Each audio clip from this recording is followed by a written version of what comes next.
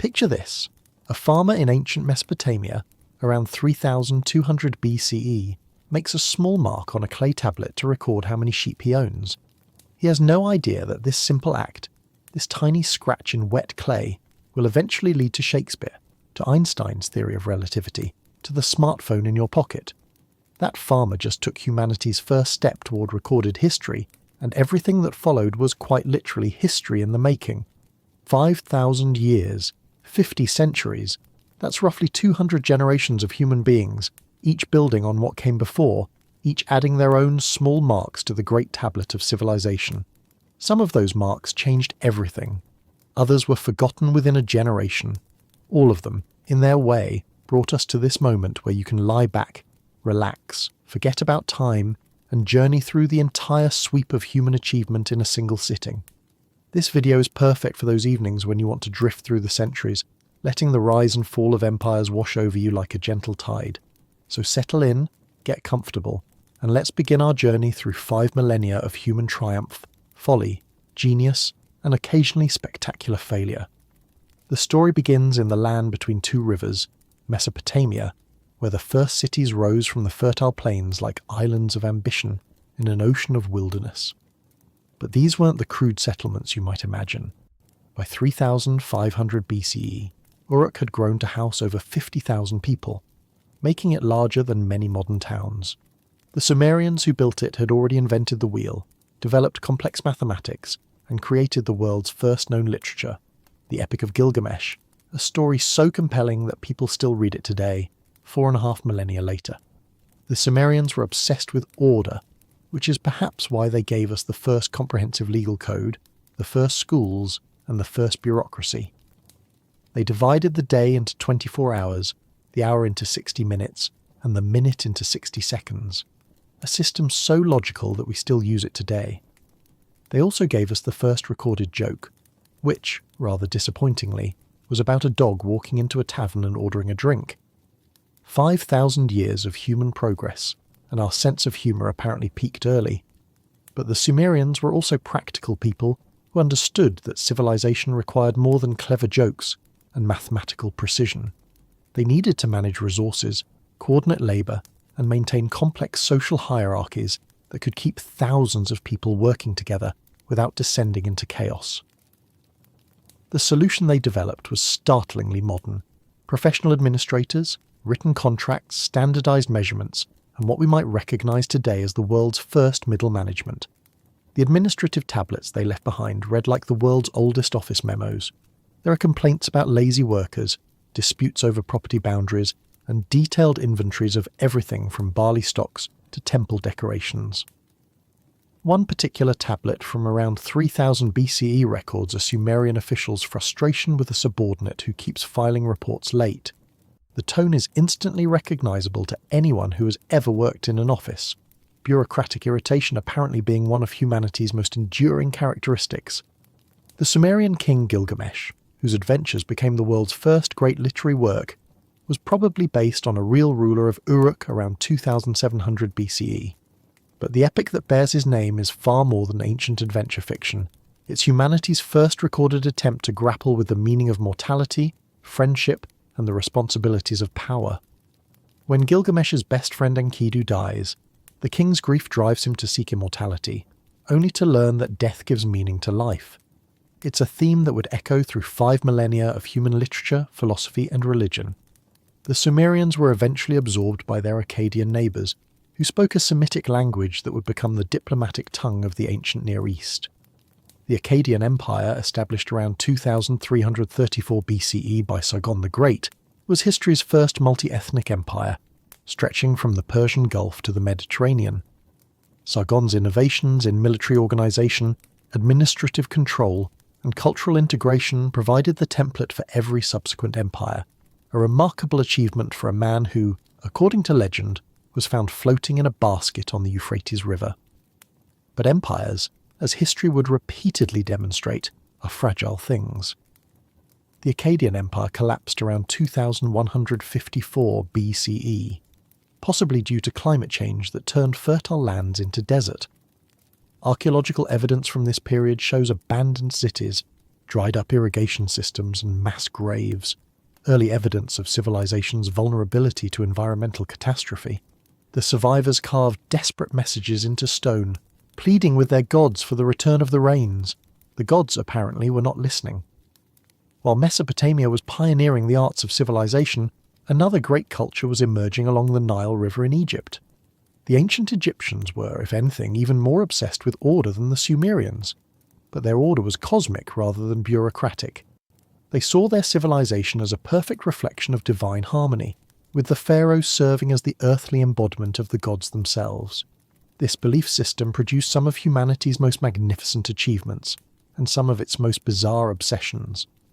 The Egyptian preoccupation with death and the afterlife gave us the pyramids, surely the most impressive monuments to human vanity ever constructed. The Great Pyramid of Giza, built around 2580 BCE for the pharaoh Khufu, required over 2 million stone blocks, some weighing as much as 15 tons. The precision of its construction is almost supernatural.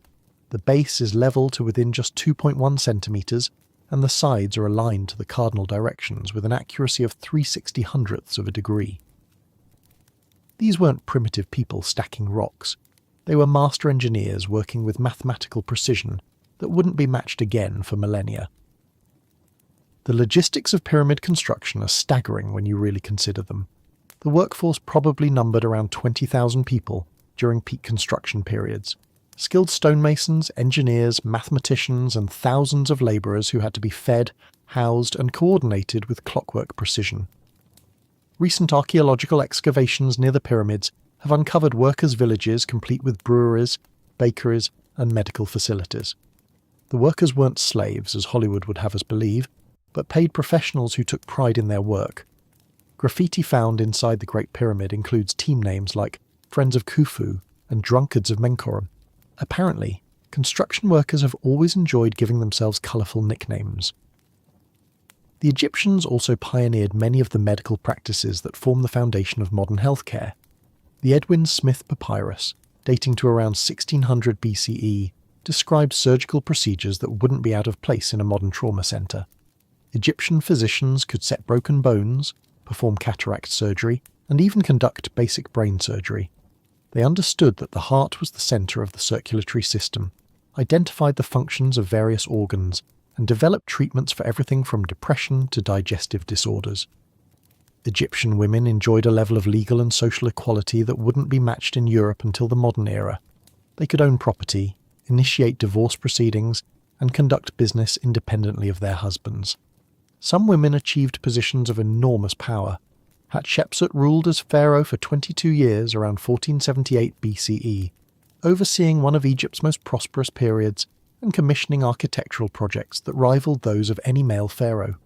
Her mortuary temple at Deir el-Bahari is considered one of the finest examples of ancient architecture, seamlessly integrating the building with the natural landscape in ways that still inspire architects today. The Egyptian fascination with preservation extended far beyond mummification. They were meticulous record keepers who documented everything from royal genealogies to grain harvests to the annual flooding of the Nile. These records provide us with an incredibly detailed picture of ancient life, including some surprisingly modern concerns. Egyptian texts complain about juvenile delinquency, worry about declining moral standards, and express nostalgia for the good old days when people were supposedly more virtuous.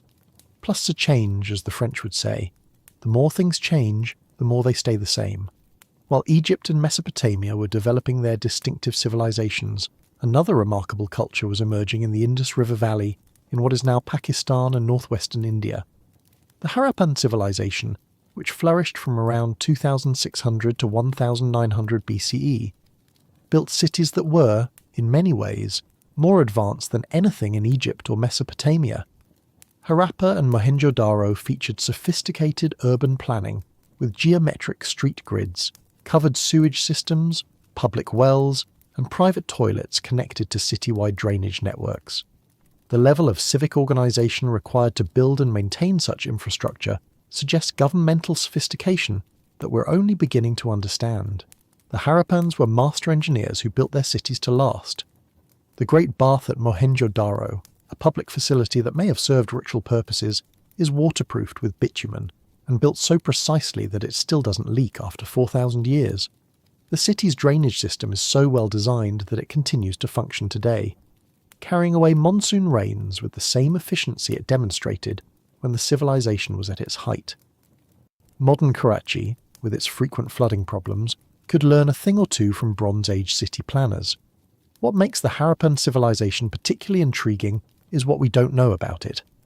Unlike the Egyptians and Mesopotamians, the Harappans left no deciphered texts, no monuments to individual rulers, and no obvious temples or palaces.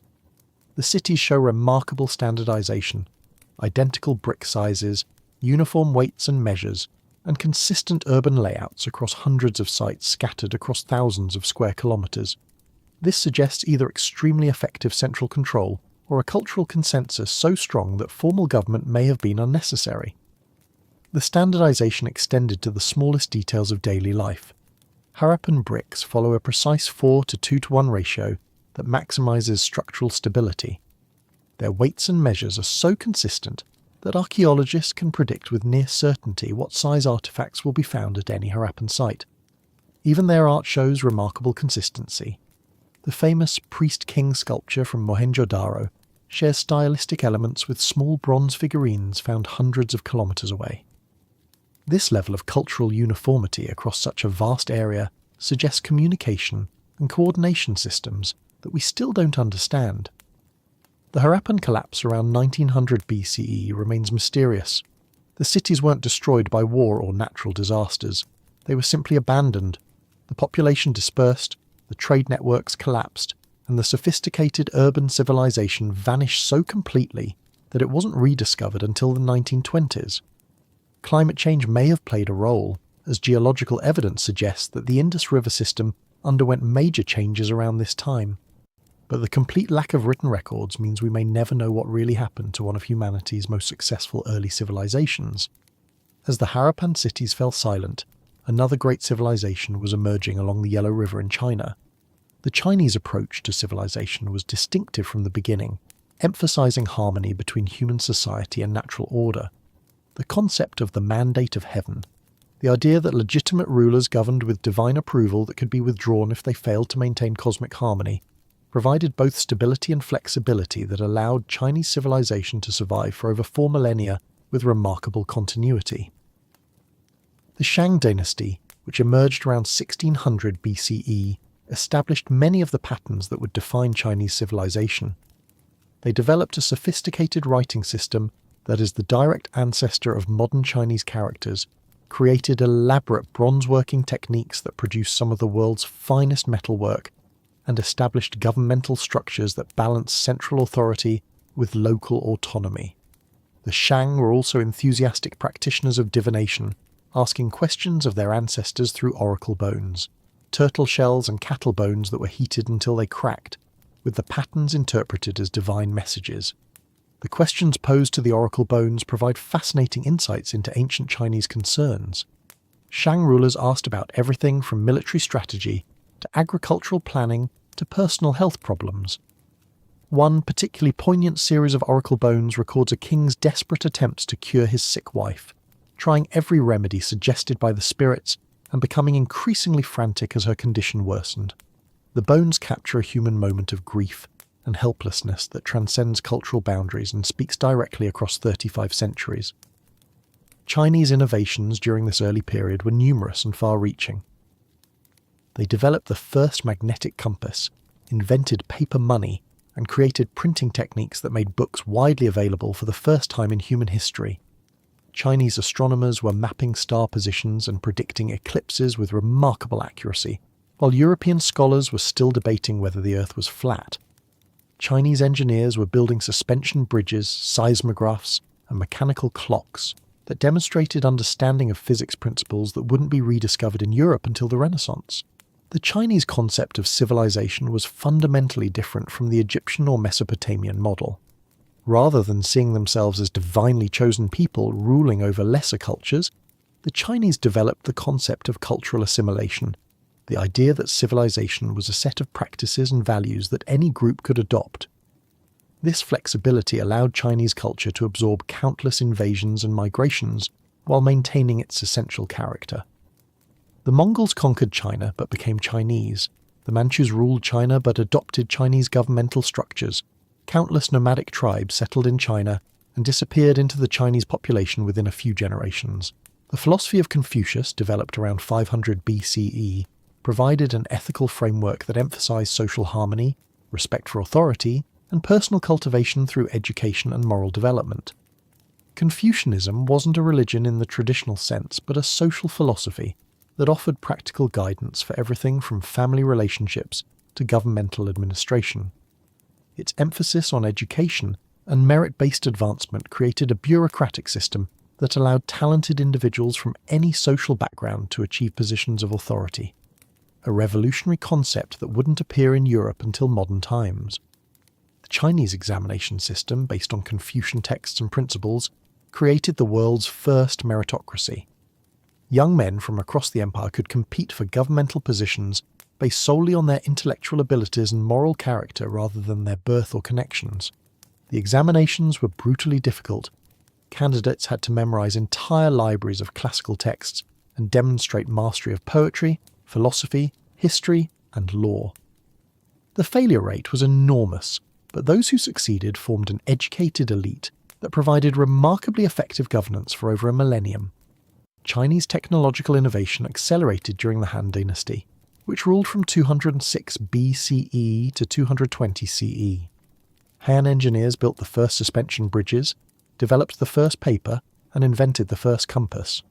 They also created the Silk Road, a network of trade routes that connected China with Central Asia, India, and eventually Europe. The Silk Road wasn't just a commercial network, but a conduit for ideas, technologies, and cultural exchange that transformed civilizations across 3 continents. The goods that travelled the Silk Road tell the story of humanity's first global economy. Chinese silk and porcelain moved west, while Roman gold and glassware travelled east. Indian spices, Persian carpets, and Arabian incense created demand that drove merchants to cross deserts, climb mountains, and brave dangers that would challenge modern travellers. The profits were enormous. A single successful caravan could make its organisers wealthy beyond imagination. But the risks were equally huge, and countless traders died in desert storms, mountain passes, or bandit attacks along the way. The Silk Road also carried ideas, religions, and technologies that were often more valuable than any physical goods. Buddhism spread from India to China along these routes, while Chinese inventions like gunpowder and printing made their way westward to transform European civilization. Mathematical concepts developed in India reached China and then Europe, while astronomical observations made in Baghdad influenced scholars from Cordoba to Beijing. The Silk Road created the first truly international intellectual community, centuries before most people even knew that other continents existed. While China was developing its distinctive approach to civilization, the Mediterranean world was experiencing its own cultural revolution. The Greeks, a collection of fiercely independent city-states scattered across islands and peninsulas, developed concepts of democracy, philosophy, and individual freedom that would influence human thought for millennia. But Greek democracy was a far cry from modern democratic ideals. It was limited to free adult males, excluded women and slaves, and often degenerated into mob rule that could be manipulated by skilled demagogues. The Athenian democracy that emerged in the 5th century BCE was an extraordinary experiment in collective decision-making. Citizens participated directly in governmental decisions through assemblies that could attract thousands of participants. Important decisions were made by majority vote after extensive public debate, and leadership positions were often filled by lottery rather than election, a system based on the radical idea that any citizen was capable of serving in government. The intensity of political participation in Athens was remarkable. Citizens spent enormous amounts of time attending assemblies, serving on juries, and debating public policy in the agora. But Athenian democracy had significant limitations that modern observers often overlook. The city's population of around 250,000 included only about 40,000 citizens who could participate in democratic processes. Women, slaves, and foreign residents, who together made up the vast majority of the population, were completely excluded from political participation. The democracy was maintained through slave labour that allowed citizens the leisure time necessary for extensive political involvement.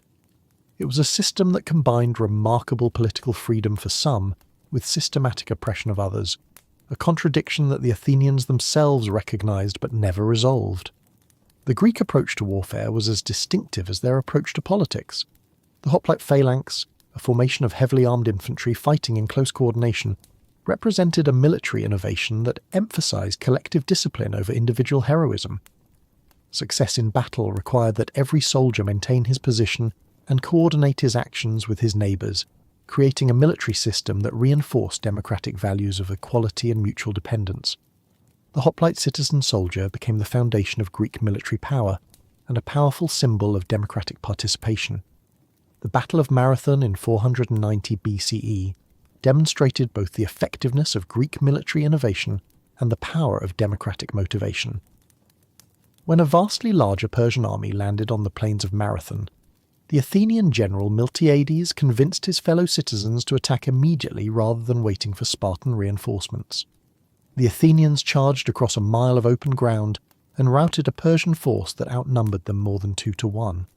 The victory was celebrated not as the triumph of a great general, but as proof that free citizens fighting for their homeland were superior to any number of slaves fighting for a distant king. Greek intellectual achievements were equally revolutionary.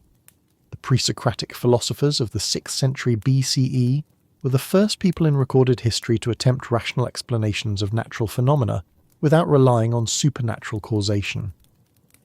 Thales of Miletus proposed that everything was made of water, Anaximenes suggested that air was the fundamental element, and Heraclitus argued that everything was in constant flux. These early theories were wrong in their specifics, but revolutionary in their approach. They represented humanity's first attempts at scientific thinking. Socrates, who lived from 470 to 399 BCE, developed the method of critical questioning that bears his name, and became the foundation of Western philosophical tradition. The Socratic method, the practice of exposing the contradictions and limitations of supposedly certain knowledge through systematic questioning, challenged every assumption about truth, morality, and the nature of reality. Socrates insisted that he knew nothing, except that he knew nothing, a stance that infuriated his contemporaries, but established intellectual humility as a precondition for genuine learning. Socrates' student Plato founded the Academy in Athens around 387 BCE, creating the first institution of higher learning in the Western world. The Academy combined philosophical inquiry with mathematical research, political theory with metaphysical speculation. Plato's Republic outlined an ideal state governed by philosopher kings who would rule through wisdom rather than force, while his dialogues explored questions about justice, beauty, and truth that continue to challenge thinkers today. Above the Academy's entrance was inscribed, "Let no one ignorant of geometry enter here," a reminder that mathematical thinking was considered essential to philosophical understanding. Aristotle, Plato's most famous student, took a different approach to understanding the world. While Plato emphasized abstract ideals and mathematical relationships, Aristotle focused on careful observation and logical analysis of actual phenomena. He dissected animals to understand their anatomy, classified plants according to their characteristics, and developed logical principles that remained the foundation of rational thinking until the modern era. Aristotle's influence on subsequent intellectual development was so profound that medieval scholars referred to him simply as the philosopher, as if there were no others worth considering. The conquests of Alexander the Great, Aristotle's student, spread Greek culture across an area stretching from Egypt to India. But this Hellenistic civilization was quite different from the classical Greek culture that had produced it. Alexander's empire broke apart immediately after his death in 323 BCE, but the fusion of Greek, Egyptian, Persian and Indian elements created a cosmopolitan culture that emphasized individual achievement over civic participation. Hellenistic cities were magnificent but no longer democratic. Hellenistic art was technically brilliant but often emotionally cold. Hellenistic philosophy focused on personal happiness rather than social responsibility. The Hellenistic world produced remarkable scientific achievements that wouldn't be matched until the Renaissance. Aristarchus of Samos proposed that the Earth revolved around the Sun. Eratosthenes calculated the Earth's circumference with remarkable accuracy, and Archimedes developed principles of physics and mathematics that are still taught today.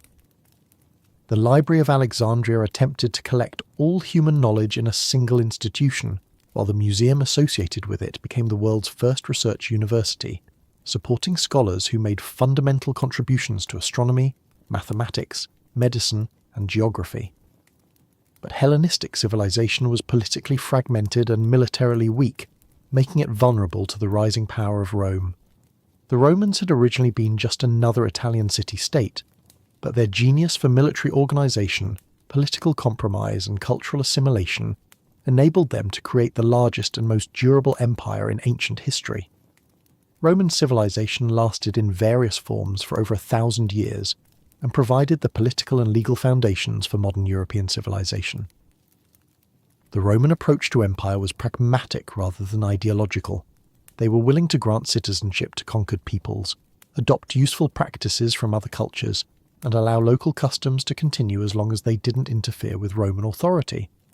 This flexibility allowed them to govern an incredibly diverse population that included Celts, Germans, Africans, Arabs, and dozens of other ethnic groups. Roman law developed principles of universal justice that applied equally to all citizens regardless of their ethnic background, a revolutionary concept that wouldn't be fully realised until modern times. Roman engineering achievements were as impressive as their political innovations. They built roads that are still used today, aqueducts that supplied fresh water to cities hundreds of miles away, and buildings that demonstrate mastery of concrete construction techniques that weren't equalled until the modern era. The Pantheon in Rome, built around 126 CE, has the largest unreinforced concrete dome in the world, a structure so perfectly designed that it has survived earthquakes, floods, wars, and nearly 2,000 years of weather without major damage. The Roman military machine was the most effective fighting force in ancient history, but its success came from organisation and discipline rather than individual heroism or technological superiority. Roman soldiers were professional troops who served for 25 years, receiving standardised training, equipment, and tactics that emphasised coordination and endurance over flash and dash. Roman generals were expected to be competent engineers who could build bridges, siege equipment, and fortifications, as well as plan battle strategies. The combination of professional soldiers and engineering expertise made Roman armies nearly invincible against opponents who relied on traditional fighting methods. The social structure that supported this military effectiveness was complex and often brutal. Roman society was built on slavery. Historians estimate that slaves made up 20 to 30% of the population of the Italian peninsula during the height of the empire. These weren't household servants but industrial workers who laboured in mines, farms and workshops under conditions that were often horrific. Slave revolts were common and savagely suppressed. The rebellion led by Spartacus in 73 to 71 BCE ended with 6,000 captured rebels crucified along the Appian Way as a warning to others. But Roman society also offered opportunities for advancement that were remarkable for the ancient world. Successful slaves could purchase their freedom and become Roman citizens. Wealthy freedmen could achieve positions of political influence, and talented individuals from the provinces could rise to positions of enormous power. The Emperor Trajan was Spanish, Septimius Severus was African, and Diocletian came from humble origins in the Balkans. Rome was a meritocracy wrapped in an aristocracy, offering both opportunity and oppression in roughly equal measure. The transformation of Rome from republic to empire illustrated the political challenges facing any successful state. The Roman Republic's governmental structures worked well for a city-state, but broke down under the pressures of governing a world empire. The civil wars of the 1st century BCE, fought between ambitious generals who commanded personal armies loyal to them rather than to the state, demonstrated that republican institutions couldn't handle the military and administrative demands of imperial rule. Augustus, the first Roman emperor, solved this problem by maintaining republican forms while concentrating real power in his own hands. He called himself princeps, first citizen, rather than king or dictator, and claimed to be restoring the republic rather than replacing it. This fiction satisfied traditional Roman sensibilities while providing the strong executive leadership that the empire required. The Augustan settlement created a governmental system that lasted for 3 centuries and provided the model for countless subsequent attempts to balance democratic participation with effective administration. The cultural achievements of the Augustan age rivaled those of classical Athens. Virgil's Aeneid created a national epic that justified Roman imperialism while exploring themes of duty, sacrifice, and historical destiny. Ovid's Metamorphoses preserved classical mythology in forms that influenced European literature for centuries. Historians like Livy and Tacitus established standards for historical writing that emphasize both factual accuracy and literary excellence. Roman poets, philosophers, and artists created works that were technically sophisticated while remaining emotionally accessible, a combination that helped Roman culture survive the empire's political collapse. Christianity emerged within this Roman context as a mystery religion that initially attracted primarily urban populations and social outcasts. The early Christian communities were remarkable for their social diversity, including slaves and masters, men and women, Jews and Gentiles in religious associations that transcended traditional social boundaries. This inclusiveness was revolutionary in a world where religious and social identity were usually identical, and it helps explain both Christianity's rapid spread and the suspicion with which Roman authorities regarded it. The conversion of Constantine in 312 CE transformed Christianity from a persecuted minority religion into the empire's official faith. This transformation had profound consequences for both Christianity and the Roman Empire. Christianity gained political power and social respectability, but lost much of its radical social message. The Roman Empire gained ideological unity but became increasingly intolerant of religious diversity. The synthesis of Christian theology and Roman administrative practice created medieval European civilization, but it also produced religious conflicts that would plague Europe for centuries. The fall of the Western Roman Empire in 476 CE marked the end of the classical world and the beginning of what historians call the medieval period.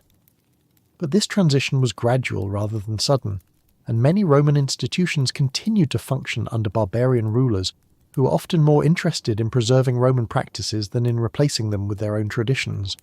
The Ostrogothic kingdom in Italy, the Visigothic kingdom in Spain, and the Frankish kingdom in Gaul all maintained Roman legal systems, administrative practices, and cultural traditions for centuries after the formal end of Roman rule. The Eastern Roman Empire, centred in Constantinople, continued for another 1,000 years after the fall of Rome. This Byzantine Empire preserved many aspects of classical civilization, while developing distinctive Greek Christian culture that influenced Eastern Europe and Russia. Byzantine scholars maintained libraries of classical texts that would have been lost otherwise, while Byzantine artists developed new forms of religious art that influenced both Eastern and Western Christianity. The rise of Islam in the 7th century created another major civilization that competed with Christianity for influence over the former Roman territories. Islamic civilization combined Arab tribal traditions with Persian administrative practices, Greek philosophical methods, and Jewish and Christian religious concepts to create a sophisticated urban culture that emphasized learning, commerce, and religious devotion. The rapid expansion of Islam across North Africa, Spain, and Central Asia created a vast zone of cultural exchange that facilitated trade and intellectual development on a scale not seen since the height of the Roman Empire. Islamic scholars preserved and developed classical Greek learning, while European scholars were largely ignorant of it. The House of Wisdom in Baghdad became a centre of translation and research that preserved works of Aristotle, Plato, and other classical authors while supporting original research in mathematics, astronomy, medicine, and philosophy. Islamic mathematicians developed algebra, Islamic astronomers mapped the heavens with unprecedented accuracy, and Islamic physicians made medical discoveries that wouldn't be matched in Europe for centuries. The Islamic world was also remarkably tolerant of religious diversity, at least by medieval standards. Jewish and Christian communities were allowed to practice their religions freely, as long as they paid special taxes and acknowledged Islamic political authority. This tolerance created opportunities for intellectual exchange that enriched Islamic civilization while preserving religious and cultural traditions that might have disappeared otherwise. The great Jewish philosopher Moses Maimonides lived and worked in Islamic Spain and Egypt, while Christian scholars in Islamic territories had access to Greek philosophical works that were unavailable in Christian Europe. The medieval period in Europe was characterized by political fragmentation, economic decline, and intellectual isolation, but it was also a time of remarkable cultural creativity and institutional innovation. The feudal system that emerged from the collapse of Roman authority created new forms of social organization based on personal loyalty and mutual obligation rather than citizenship and law. This system was often chaotic and violent, but it also provided security and stability for populations that had experienced centuries of warfare and social disruption. The medieval church became not just a religious institution, but the primary source of education, healthcare, and social services throughout Europe. Monastic communities preserved classical learning, developed new agricultural techniques, and provided the only reliable system of communication across long distances. Medieval cathedrals represented some of the most sophisticated engineering and artistic achievements in human history, combining structural innovation with symbolic complexity that created buildings of extraordinary beauty and spiritual power. The Crusades, beginning in 1095, brought Europeans into contact with Islamic civilization and introduced them to ideas, technologies, and luxury goods that had been unknown in medieval Europe. Crusading knights returned home with new foods, new fabrics, new medical knowledge, and new intellectual perspectives that gradually transformed European culture. The Crusades were military failures from a Christian perspective, but they were cultural successes that helped end European isolation and prepare the ground for the Renaissance. Medieval universities, beginning with Bologna and Paris in the 11th and 12th centuries, created new institutions of higher learning that combined classical education with Christian theology and Islamic learning. These universities developed new methods of scholarly inquiry, new forms of intellectual debate, and new standards of academic rigour that laid the foundations for modern scholarship. Medieval scholastics like Thomas Aquinas created sophisticated philosophical systems that reconciled Aristotelian logic with Christian faith, while medieval scientists like Roger Bacon and Albertus Magnus made observations and conducted experiments that anticipated later scientific developments. The Black Death, which struck Europe in 1347 to 1351, killed approximately one-third of the population and fundamentally transformed European society. The massive population loss broke down traditional social hierarchies, created labour shortages that increased wages for surviving workers, and undermined confidence in established religious and political authorities.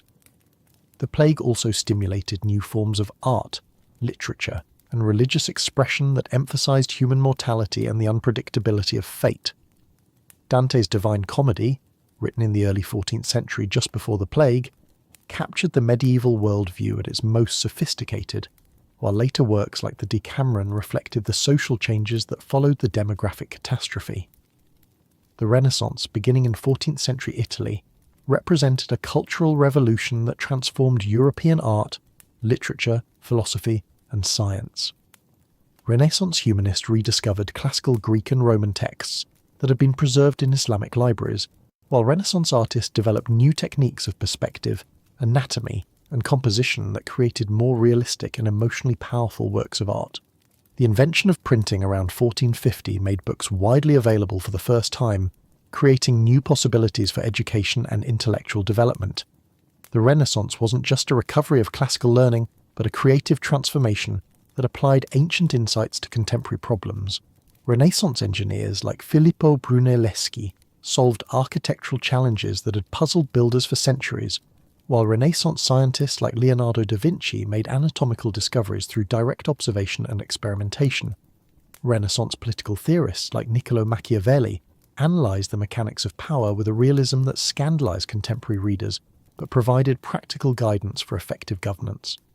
The age of exploration that began in the 15th century brought Europeans into contact with civilizations in Africa, Asia, and the Americas that were often more sophisticated than European societies. The voyages of Columbus, da Gama, Magellan, and other explorers created the first truly global trade networks and initiated cultural exchanges that transformed civilization on every inhabited continent. European contact with American civilizations was particularly devastating for indigenous populations, who lacked immunity to European diseases and suffered demographic catastrophes that were even more severe than the Black Death in Europe. The Aztec and Inca empires that the Spanish conquistadors encountered were sophisticated civilizations with impressive achievements in architecture, engineering, astronomy, and governance. Tenochtitlan, the Aztec capital, was larger than any European city, and featured engineering marvels like floating gardens and running water systems that impressed even hostile Spanish observers. The Inca Empire stretched for thousands of miles along the western coast of South America and was connected by road systems and communication networks that enabled effective administration of diverse populations across extremely challenging terrain. The collision between European and American civilizations produced cultural syntheses that were creative as well as destructive. Spanish colonial architecture combined European, Islamic, and indigenous elements in distinctive regional styles, while colonial literature and art reflected the complex mixing of different cultural traditions. The introduction of European crops and livestock to the Americas, combined with the transfer of American crops like corn and potatoes to Europe, created agricultural changes that supported global population growth and economic development. The scientific revolution of the 16th and 17th centuries transformed European understanding of the natural world through systematic observation, mathematical analysis, and experimental method. Scientists like Copernicus, Galileo, Kepler, and Newton developed new theories that contradicted traditional authorities and established new standards for determining truth. The scientific method, the practice of forming hypotheses, testing them through experiments, and revising theories based on evidence, became the foundation of modern knowledge and the source of technological innovations that would transform human civilization. The religious conflicts that accompanied these intellectual changes produced wars, persecutions, and social upheavals that devastated large parts of Europe during the 16th and 17th centuries. The Protestant Reformation, initiated by Martin Luther in 1517, challenged the authority of the Catholic Church and created new forms of Christianity that emphasized individual conscience and direct relationship with God. The religious wars that followed were extraordinarily destructive. The 30 Years' War alone killed approximately 40% of the population in some German territories, but religious conflict also stimulated important political innovations, including the development of religious tolerance and the separation of church and state. The Treaty of Westphalia in 1648 established the principle that rulers could determine the religion of their territories without outside interference, while later political theorists like John Locke argued that religious belief was a matter of individual conscience that governments should not attempt to control. These ideas would eventually influence the development of modern democracy and religious freedom. The Enlightenment of the 18th century represented the culmination of intellectual changes that had been developing since the Renaissance. Enlightenment thinkers like Voltaire, Diderot, and Rousseau applied rational analysis to social and political problems, arguing that human reason could solve any problem and create perfect societies. The Encyclopédie, compiled by Diderot and d'Alembert, attempted to systematize all human knowledge and make it available to educated readers throughout Europe.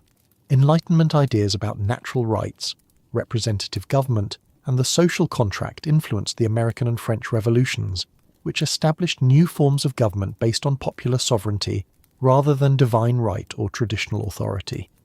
The American Constitution created a federal system that balanced local autonomy with central authority, while the French Revolution proclaimed universal human rights and attempted to create a society based on liberty, equality, and fraternity. But the revolutionary period also demonstrated the difficulties of implementing idealistic theories in practical politics. The French Revolution degenerated into the Terror, which executed thousands of people in the name of virtue and reason, while the American Constitution initially excluded women, slaves, and indigenous peoples from the rights it proclaimed as universal. The gap between revolutionary ideals and political realities would continue to challenge democratic societies for centuries. The Industrial Revolution that began in 18th century Britain transformed human civilization more dramatically than any previous change in history. The development of steam power, factory production, and railroad transportation created new forms of economic organization that could produce goods in unprecedented quantities while concentrating populations in urban centres that grew with explosive speed. Manchester, the world's first industrial city, grew from 75,000 people in 1801 to 645,000 in 1901, a rate of urban growth that had never been seen before. Industrial technology created possibilities for human comfort and prosperity that previous generations could never have imagined, but it also created new forms of exploitation and environmental degradation that challenged traditional social relationships. Factory workers laboured under conditions that were often worse than slavery, while industrial pollution poisoned air and water in ways that threatened public health. The social problems created by industrialisation stimulated new forms of political organisation, including trade unions, socialist parties, and reform movements that demanded better working conditions and more equitable distribution of industrial wealth. The 19th century was also the age of nationalism, as ethnic groups throughout Europe and beyond demanded political independence and cultural autonomy. The unification of Germany and Italy, the independence movements in Latin America, and the nationalist uprisings in Eastern Europe created new political entities based on shared language, culture, and historical experience rather than dynastic inheritance or religious affiliation. Nationalism proved to be one of the most powerful political forces in modern history, inspiring both liberation movements and aggressive wars of conquest. The development of modern science during the 19th century produced discoveries that revolutionized understanding of the natural world and human society. Charles Darwin's theory of evolution challenged traditional religious beliefs about the creation of species, while Karl Marx's analysis of capitalism provided new ways of understanding economic and social relationships. The development of chemistry, physics, and biology created new possibilities for medical treatment, industrial production, and agricultural improvement that supported rapid population growth and rising living standards in industrialized societies. The imperial expansion of European powers during the 19th century brought most of the world under European political control and created global economic networks that connected distant regions through trade, investment, and migration. European imperialism was often brutal and exploitative, but it also created opportunities for cultural exchange and technological transfer that accelerated development in many non-European societies. The construction of the Suez Canal, the Transcontinental Railroad, and other engineering projects demonstrated human ability to overcome geographical obstacles that had limited travel and trade for millennia. The 20th century began with optimism about human progress and technological advancement, but it quickly became the most violent and destructive century in human history. The First World War killed over 15 million people and destroyed the political order that had maintained European stability for a century. The war also demonstrated the destructive potential of industrial technology when applied to military purposes, as poison gas, machine guns, and high explosive shells created killing fields that claimed hundreds of thousands of casualties in single battles. The Russian Revolution of 1917 created the world's first communist state and initiated ideological conflicts that would dominate global politics for the rest of the century. The Soviet experiment attempted to create a classless society based on collective ownership and scientific planning, but it also produced authoritarian government, economic inefficiency, and massive human rights violations that contradicted its original humanitarian goals. The Great Depression of the 1930s demonstrated the instability of capitalist economic systems and led to the rise of fascist movements that promised national revival through military conquest and racial purification. The Second World War was even more destructive than the First, killing over 50 million people and culminating in the use of atomic weapons that demonstrated humanity's capacity for self-destruction on a planetary scale. But the 20th century also produced remarkable achievements in science, technology, and human rights. The development of antibiotics, vaccines, and other medical treatments eliminated diseases that had plagued humanity for millennia. The invention of radio, television, and computers created new possibilities for communication and information processing that transformed education, entertainment, and business. The space program demonstrated human ability to leave the planet and explore other worlds, while environmental movements developed new awareness of humanity's impact on the natural world. The decolonization movements that followed World War II created dozens of new independent nations and ended the era of European imperial dominance. The civil rights movement in the United States and similar movements elsewhere challenged racial discrimination and extended democratic rights to previously excluded populations. The women's rights movement transformed gender relationships and created new opportunities for female participation in economic and political life. The development of nuclear weapons during World War II created the possibility of human extinction for the first time in history, but it also led to new forms of international cooperation and arms control that may have prevented major wars between great powers. The United Nations, despite its limitations, created new mechanisms for international diplomacy and peacekeeping. The development of international law and human rights standards provided new tools for protecting individual dignity and limiting governmental abuse of power. The computer revolution that began in the 1960s and accelerated in the 1990s created new forms of economic organization and social communication that are still transforming human civilization. The internet made global communication instantaneous and virtually free, while digital technology revolutionized everything from entertainment to education to commerce. The ability to process and transmit vast amounts of information created new possibilities for scientific research, business coordination, and individual creativity that are still being explored. The 21st century has begun with both unprecedented prosperity and new global challenges that test humanity's ability to cooperate across national and cultural boundaries. Climate change threatens environmental catastrophe that could undermine the agricultural and coastal societies that support billions of people. Technological development creates new possibilities for both human flourishing and social disruption, as artificial intelligence and genetic engineering challenge traditional concepts of work, identity, and human nature itself. The globalization of economic and cultural relationships has created opportunities for cooperation and development that previous generations could never have imagined, but it has also produced new forms of inequality and social instability.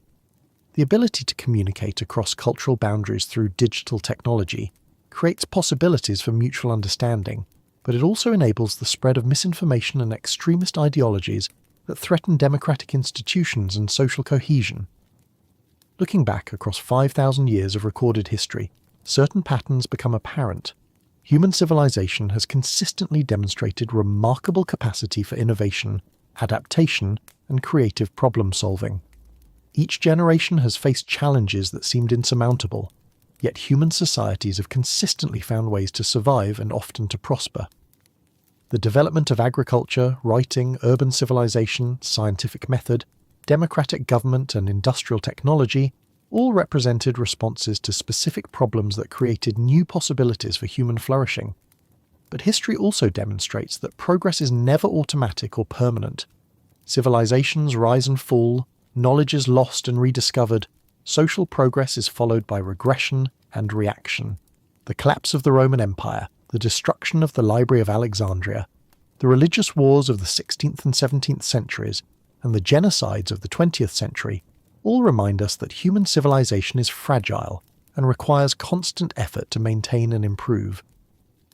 The story of human civilization is ultimately the story of accumulated human choices, millions of individual decisions that collectively determine whether societies become more just, prosperous, and creative, or whether they stagnate, decline, and disappear. The farmer who made the first mark on a clay tablet in ancient Mesopotamia was making a choice to preserve information for future use. The Greek citizens who participated in Athenian democracy were choosing to accept responsibility for collective decisions. The Renaissance artists who developed new techniques of perspective and composition were choosing to see the world differently. The scientists who challenged traditional authorities through observation and experiment were choosing truth over comfortable certainty. We are now part of this continuing story, facing choices that will determine the future course of human civilization. The technologies we develop, the political institutions we support, the environmental policies we implement, and the values we transmit to future generations will all influence whether human civilization continues to develop in ways that promote human flourishing and creative achievement, or whether it stagnates or declines due to our collective failures of imagination, courage, or wisdom. The 5,000 years of human history we have traced provide both inspiration and warning for our contemporary challenges. Human societies have demonstrated remarkable capacity for adaptation and innovation when facing existential threats, but they have also shown disturbing tendencies toward conflict, exploitation, and self-destruction when short-term interests override long-term thinking, or when different groups define their interests in opposition to, rather than in cooperation with others. The greatest achievements of human civilization, the development of writing, the establishment of legal systems, the creation of democratic institutions, the advancement of scientific knowledge, the development of technologies that reduce human suffering, have all emerged from cooperative efforts that transcended narrow group interests in favour of broader human concerns. The greatest failures, wars of conquest, systems of oppression, environmental destruction, the persecution of minorities, have all resulted from the inability or unwillingness to extend moral consideration and practical cooperation beyond immediate group boundaries. As we face the challenges of the 21st century, our climate change, technological disruption, global inequality, political polarization, and the need to manage complex global systems that affect everyone but are controlled by no one, the lessons of history suggest both the possibility and the necessity of cooperative solutions that transcend traditional boundaries of nation, culture, and ideology. The alternative, a future of intensifying competition, conflict, and environmental degradation, offers little hope for continued human prosperity or creative achievement. The story of human civilization is still being written, and we are all its authors. The choices we make today will determine whether future historians look back on our era as a time when humanity successfully addressed global challenges through cooperation and innovation, or as a time when the accumulated achievements of 5,000 years of human development were squandered through short-sightedness and inability to work together for common purposes. The clay tablet that began our story represented one person's decision to preserve information that would be useful to others. 5,000 years later, we face the same basic choice, whether to act in ways that preserve and extend human achievements for future generations, or to focus on immediate concerns at the expense of long-term consequences. The farmer in ancient Mesopotamia couldn't have imagined the civilization that would grow from his simple mark in clay, just as we cannot fully imagine the consequences of the choices we make today. But we can be certain that those choices will matter, just as the accumulated choices of 200 generations have created the world we inhabit today. The story of human civilization is ultimately optimistic, because it demonstrates that human creativity, cooperation, and moral development can overcome seemingly impossible challenges when people are willing to work together for common purposes that extend beyond their immediate interests. As you drift off to sleep, perhaps you can imagine yourself as part of this continuing story, contributing in your own way to the great human project that began with a mark in clay 5,000 years ago, and continues with every choice you make to preserve, extend, and improve the civilization that previous generations have created and entrusted to our care. Time itself becomes fluid in this long perspective, where 5 millennia of human achievement form a single, continuing narrative of which we are all a part.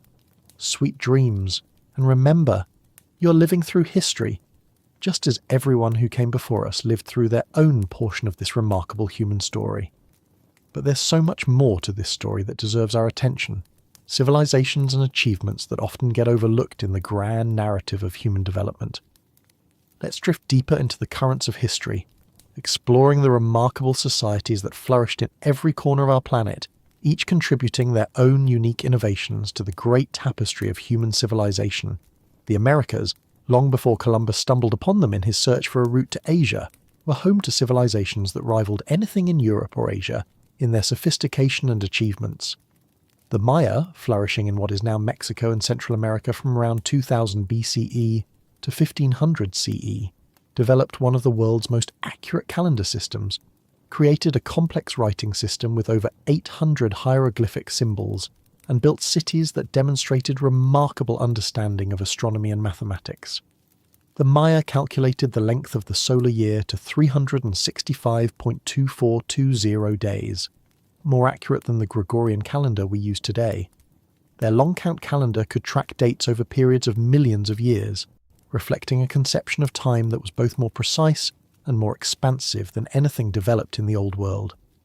Maya astronomers predicted solar eclipses centuries in advance and tracked the movements of Venus with such accuracy that their calculations differ from modern astronomical measurements by only minutes over periods of centuries. Maya cities like Tikal and Calakmul were not primitive jungle settlements, but sophisticated urban centres with populations that may have exceeded 100,000 people. The engineering required to support such populations in tropical rainforest environments was extraordinary. They built extensive systems of canals, reservoirs, and raised fields that turned swampland into productive agricultural areas. The Great Pyramid at El Mirador, built around 100 BCE, contains more stone and concrete than the Great Pyramid of Giza, yet it remained completely unknown to the outside world until the 20th century. Maya society was organized around city-states that engaged in complex diplomatic relationships, involving trade, warfare, and dynastic marriages that spanned hundreds of miles of difficult terrain. The political sophistication revealed in Maya inscriptions shows rulers who understood concepts of legitimacy, alliance, and succession that were remarkably similar to those developed independently in medieval Europe. Maya kings claimed divine authority, but also had to maintain support from noble families and warrior societies whose cooperation was essential for effective governance. The collapse of classic Maya civilization around 900 CE remains one of archaeology's great mysteries. Climate change may have played a role, as paleoclimatic evidence suggests that the Maya homeland experienced severe droughts during the 9th and 10th centuries. But environmental stress alone doesn't explain why such a sophisticated civilization couldn't adapt to changing conditions. Warfare between city-states may have intensified as resources became scarce, creating a cycle of destruction that undermined the complex systems that had supported Maya civilization for over a millennium. The Aztec Empire that the Spanish encountered in 1519 was built on the ruins of earlier civilizations, but represented fresh innovations in political organization, military strategy, and urban planning. Tenochtitlan, the Aztec capital built on an island in Lake Texcoco, was one of the world's largest cities, with a population that probably exceeded 200,000 people.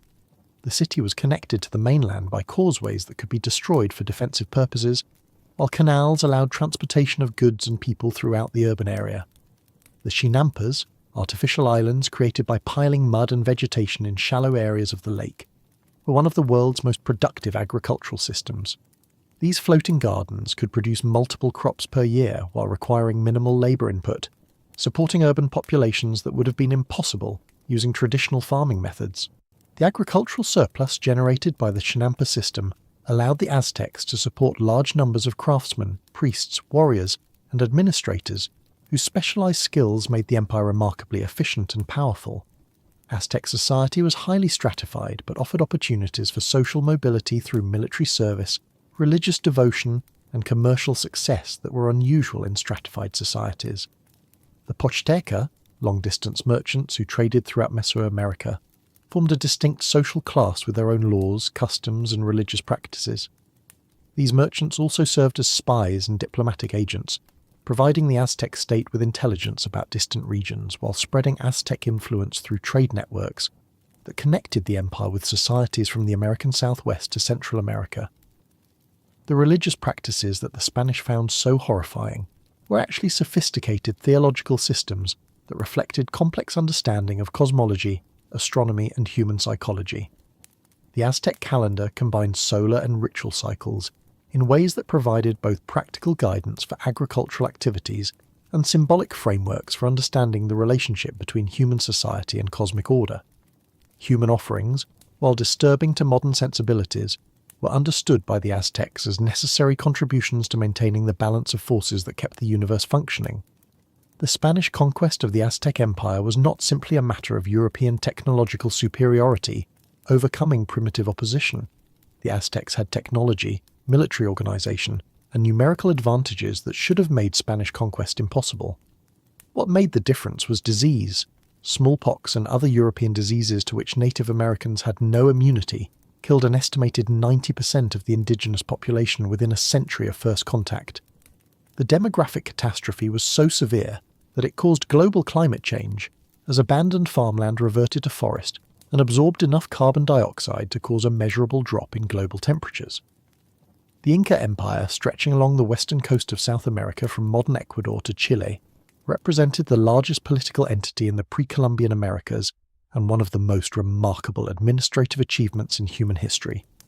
The Inca governed a population of perhaps 10 million people, scattered across extremely diverse environments: coastal deserts, high mountain valleys, tropical rainforests, and highland plateaus, using administrative systems that maintained effective central control while adapting to local conditions.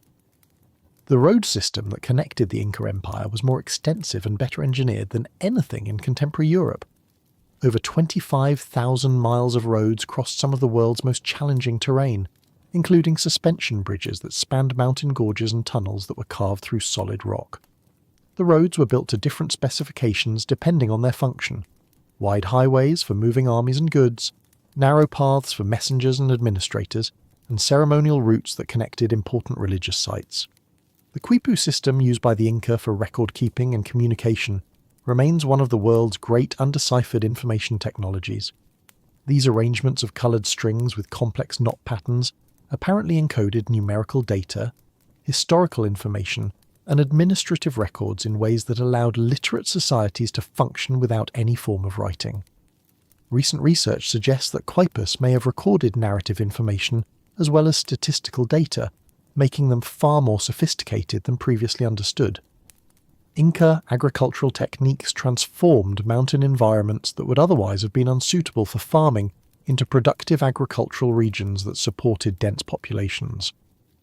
The extensive terracing systems built throughout the empire prevented soil erosion while creating microclimates that allowed cultivation of crops at altitudes where farming would normally be impossible. The diversity of crops grown by the Inca was extraordinary. They cultivated over 200 varieties of potatoes, dozens of types of corn, and numerous other plants that provided both nutritional diversity and insurance against crop failures. The social organisation that supported these achievements was based on the Ela system, kinship groups that combined extended family relationships with territorial administration and economic cooperation. Each Elu was responsible for specific agricultural plots and public works projects, while providing specified numbers of workers for imperial service. This system distributed labour obligations fairly, while maintaining local autonomy within the larger imperial structure. The Mita system of labour service required each household to contribute work to public projects for specified periods each year. This wasn't slave labour, but a form of taxation through work that built the roads, terraces, fortifications and public buildings that made the empire function. The system was so effective that Spanish colonial administrators continued to use modified versions of it for centuries after the conquest. Meanwhile, on the other side of the world, Africa was developing its own remarkable civilizations that demonstrated human adaptability to diverse environmental challenges. The Kingdom of Kush, centered in what is now Sudan, maintained independence from Egyptian rule for over 1,000 years and actually conquered Egypt during the 8th century BCE, ruling as the 25th dynasty of pharaohs. Kushite kings adopted Egyptian religious practices and artistic styles while maintaining distinctive Nubian cultural traditions that reflected their African origins. The city of Meroe, which served as the Kushite capital from around 300 BCE to 300 CE, was a major centre of iron production that supplied tools and weapons throughout northeastern Africa. Meroitic ironworking technology was sophisticated enough to produce steel-quality metal that was superior to most contemporary products. The slag heaps around Meroe are so extensive that early archaeologists called it the Birmingham of ancient Africa, a comparison that reflects both the scale of production and the industrial character of the city. The Kingdom of Aksum, located in what is now Ethiopia, controlled trade routes between the Roman Empire and ancient India for several centuries. Aksumite merchants were major players in the Red Sea trade that connected Africa, Asia and Europe, while Aksumite military power extended across the Red Sea into southern Arabia. The giant stone stelae erected by Aksumite kings are among the tallest monolithic monuments ever carved, demonstrating engineering capabilities that required sophisticated understanding of quarrying, transportation, and construction techniques. Aksum was also one of the first kingdoms to officially adopt Christianity, converting in the 4th century CE under King Azana. Ethiopian Christianity developed distinctive characteristics that reflected the influence of both Coptic traditions from Egypt and local African religious practices. The rock-hewn churches of Lalibela, carved directly into volcanic rock during the 12th and 13th centuries, represent some of the world's most impressive architectural achievements and remain active centres of worship today. The Swahili coast of East Africa developed a unique civilization that blended African, Arab and Persian influences through centuries of Indian Ocean trade. Cities like Kilwa, Mombasa and Mogadishu became wealthy commercial centres that connected the African interior with trading networks that extended to China and Southeast Asia. The gold, ivory and copper that flowed from the African interior through these ports helped finance the construction of elaborate stone buildings, mosques, and palaces that demonstrated remarkable architectural sophistication. The ruins of Great Zimbabwe, built between the 11th and 15th centuries CE, represent the largest ancient structure south of the Sahara Desert. The massive stone walls, built without mortar using precisely fitted granite blocks, enclosed an area of nearly 1,800 acres and may have housed up to 20,000 people. The site was the capital of a trading empire that controlled gold production throughout the region and maintained commercial relationships with cities on the Indian Ocean coast. The Kingdom of Mali, which flourished from the 13th to the 16th centuries, controlled trans-Saharan trade routes that made it one of the wealthiest empires in the world. The famous pilgrimage of Mansa Musa to Mecca in 1324 to 1325 demonstrated Mali's wealth so dramatically that it caused inflation in Egypt and Arabia that lasted for over a decade. Musa distributed so much gold during his journey that medieval Arab historians described it as the most magnificent royal progress they had ever recorded. Timbuktu, Mali's intellectual capital, housed one of the world's largest libraries and attracted scholars from throughout the Islamic world.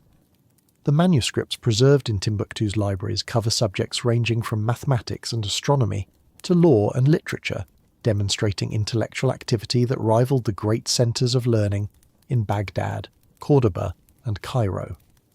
The Sankara University in Timbuktu had a faculty of over 400 scholars and a student body that may have numbered 25,000, larger than most contemporary European universities. The Kingdom of Songhai, which succeeded Mali as the dominant West African empire, maintained control over trans-Saharan trade routes until the Moroccan invasion of 1591. Songhai military organisation was sophisticated enough to field armies of over 100,000 soldiers equipped with firearms obtained through trade with North African merchants. The empire's administrative system divided territories into provinces governed by appointed officials who reported directly to the royal court, creating centralised control that was more effective than the feudal systems used in contemporary Europe. In Southeast Asia, maritime empires developed that demonstrated human ability to create unified political systems across vast distances of ocean. The Srivijaya Empire, centred in Sumatra from the 7th to the 13th centuries, controlled sea routes between China and India, while maintaining political authority over scattered island territories that were connected by monsoon winds and seafaring traditions rather than overland transportation. Srivijayan naval technology was remarkably advanced, producing vessels that could carry hundreds of passengers and tons of cargo across thousands of miles of open ocean. The empire's wealth came from its control of the Strait of Malacca, one of the world's most important maritime choke points, where all ships travelling between East and West Asia had to pay taxes and fees. This strategic position made Srivijaya wealthy enough to support elaborate Buddhist temples and educational institutions that attracted students from throughout Asia. The Majapahit Empire, based in Java from the 13th to the 16th centuries, extended Indonesian political influence throughout the archipelago and into the Malay Peninsula. Majapahit's power was based on rice agriculture that supported dense populations in volcanic river valleys, combined with maritime trade that connected Indonesia with China, India, and the Arab world. The empire's legal code, the Majapahit law, established principles of governance and justice that influenced Southeast Asian political development for centuries. The temple complex at Borobudur, built during the 8th and 9th centuries under the Sailendra dynasty, represents one of the world's largest Buddhist monuments and demonstrates architectural and engineering skills that rival anything built in contemporary Europe or Asia. The monument consists of over 2 million stone blocks, arranged in a mandala pattern that reflects sophisticated understanding of Buddhist cosmology and mathematical principles. The reliefs carved on the temple walls tell the story of Buddhist teachings while providing detailed information about daily life in ancient Java. The Khmer Empire, centred at Angkor in what is now Cambodia, created the largest religious monument in the world at Angkor Wat, while governing territories that included much of modern Cambodia, Thailand, Laos, and Vietnam. The empire's power was based on sophisticated water management systems that turned the floodplains around Tonle Sap Lake into incredibly productive rice-growing regions. The hydraulic engineering at Angkor included reservoirs, canals, and irrigation systems that supported populations of over 1 million people in a concentrated urban area. Angkor Wat, built in the early 12th century, required an estimated 300,000 workers and 6,000 elephants to complete. The precision of its construction is extraordinary. The central towers are aligned to astronomical phenomena, with accuracy that requires detailed mathematical calculations, while the extensive bas reliefs carved on the walls depict scenes from Hindu mythology with artistic sophistication that demonstrates mastery of sculpture, architecture, and narrative composition. The decline of Angkor in the 15th century illustrates the environmental challenges facing pre-industrial civilizations. The extensive deforestation required to support large populations and construction projects may have altered regional climate patterns, while the complex water management systems became increasingly difficult to maintain as political authority weakened.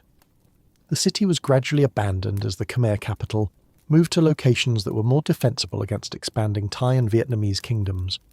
The development of oceanic navigation technologies allowed Pacific Island societies to accomplish some of the most remarkable feats of exploration and colonization in human history. Polynesian navigators, using outrigger canoes and traditional wayfinding techniques, successfully colonized islands scattered across over 10 million square miles of ocean, an area larger than all the world's continents combined. The settlement of Easter Island, over 2,000 miles from the nearest inhabited land, represents one of the most challenging colonization efforts ever attempted using pre-industrial technology. Polynesian navigation relied on detailed knowledge of star patterns, wave formations, wind directions, and wildlife behavior that allowed navigators to find tiny islands across vast expanses of empty ocean. Master navigators underwent training that lasted for decades and required memorization of vast amounts of information about ocean conditions, seasonal patterns, and the characteristics of different island groups. The accuracy of traditional Polynesian navigation has been verified by modern experiments using reconstructed voyaging canoes. Navigators using only traditional techniques have successfully sailed from Tahiti to Hawaii and from Hawaii to New Zealand without modern instruments. The social organization that supported these remarkable voyaging achievements was based on kinship systems that maintained connections across thousands of miles of ocean. Polynesian societies developed concepts of collective identity and mutual obligation that transcended individual islands and created cultural unity across the Pacific. The exchange of goods, marriage partners, and cultural practices between distant island groups created one of the world's most extensive pre-modern interaction networks. The construction of the Moai statues on Easter Island demonstrates the remarkable achievements possible even in isolated environments with limited resources. The nearly 1,000 statues scattered across the island required sophisticated quarrying techniques, transportation systems, and social coordination that allowed a population of probably no more than 15,000 people to move and erect stones weighing up to 80 tons. Recent experiments have shown that the statues could have been walked upright from the quarry sites to their final positions using rope systems that required precise coordination among teams of workers. The collapse of Easter Island civilization has often been used as a cautionary tale about environmental destruction, but recent research suggests a more complex story involving European contact, slave raids, and disease, as well as deforestation and resource depletion. The island's population may have been declining due to environmental stress when European contact introduced new diseases and social disruptions that accelerated social collapse. The lesson may be not just about environmental limits, but about the vulnerability of isolated societies to external shocks. The Arctic regions of North America and Greenland saw the development of Inuit cultures that represent some of the most remarkable examples of human adaptation to extreme environments. Inuit technology for surviving in Arctic conditions was so sophisticated that modern polar explorers still rely on traditional designs for clothing, shelter, and transportation. The kayak, the igloo, and traditional Arctic clothing systems all represent engineering solutions that maximize efficiency while minimizing weight and material requirements. Crucial considerations for nomadic peoples operating in environments where every calorie and every gram matters. Inuit social organization was equally adapted to Arctic conditions, emphasizing flexibility, cooperation, and resource sharing that allowed small groups to survive in environments where individual survival would be impossible. The complex kinship systems and reciprocal obligation networks that characterized traditional Inuit society created social insurance systems that distributed risk across extended family networks while maintaining the mobility necessary for following seasonal resource patterns. The contact between Inuit peoples and European explorers often demonstrated the superiority of traditional Arctic technology over European alternatives. European expeditions that ignored Inuit advice about clothing, travel techniques, and survival strategies often ended in disaster, while those that learned from Inuit expertise were more likely to succeed.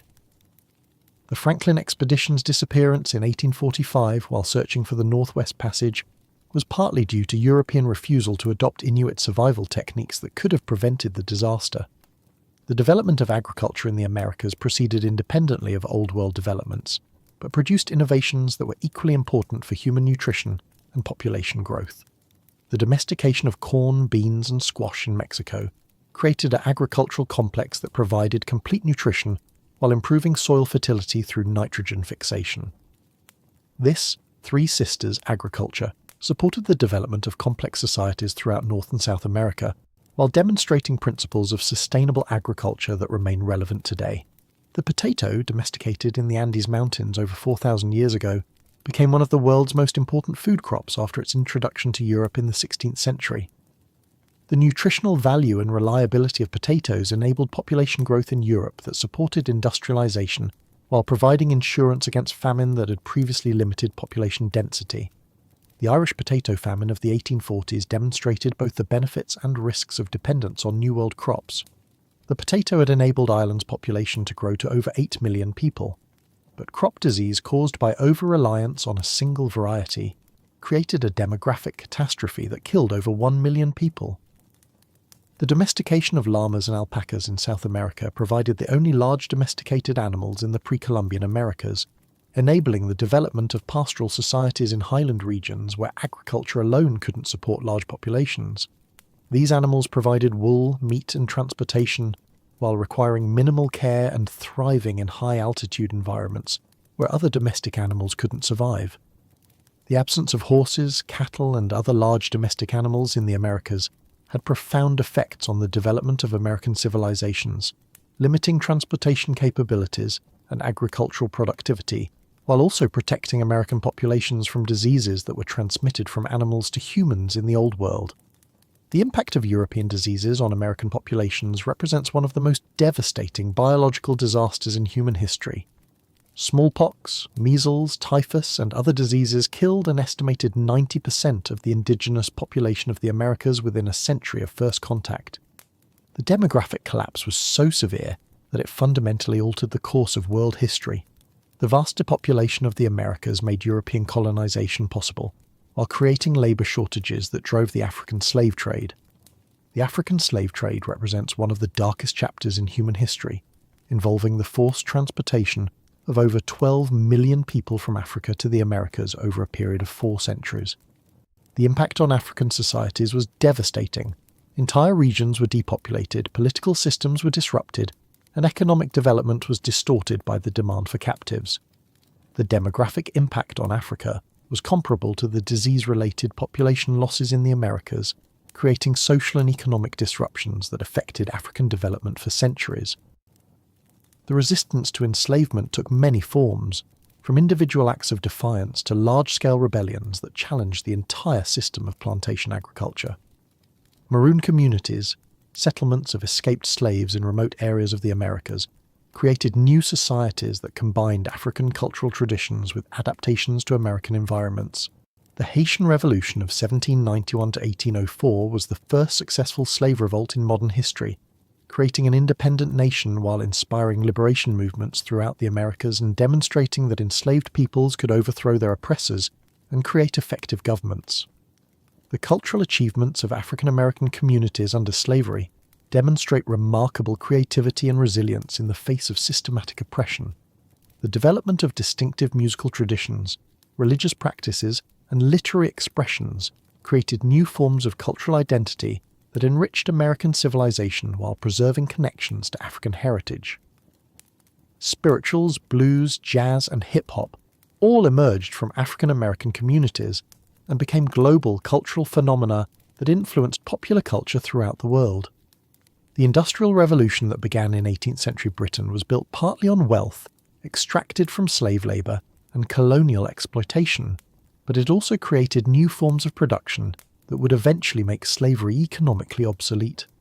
Steam-powered machinery, railroad transportation, and factory production methods increased productivity so dramatically that wage labour became more profitable than slave labour in most economic sectors. The abolition of slavery in the 19th century was driven by moral arguments, but was made economically feasible by industrial technologies that reduced the demand for manual labour. The social consequences of industrialisation were as profound as its economic effects. The movement of populations from rural areas to industrial cities created new forms of social organisation, new types of work, and new patterns of family life that transformed every aspect of human existence. The working-class communities that emerged in industrial cities developed their own cultures, political organisations and social institutions that challenged traditional hierarchies while creating new forms of collective identity.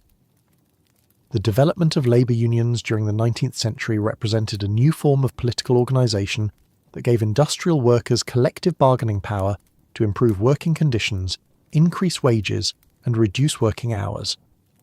The struggle between labour and capital that characterised industrial societies created new forms of social conflict, but also new mechanisms for resolving disputes through negotiation rather than violence. The 8-hour workday, workplace safety regulations, and social insurance systems that emerged from labour organising represented significant improvements in working-class living standards.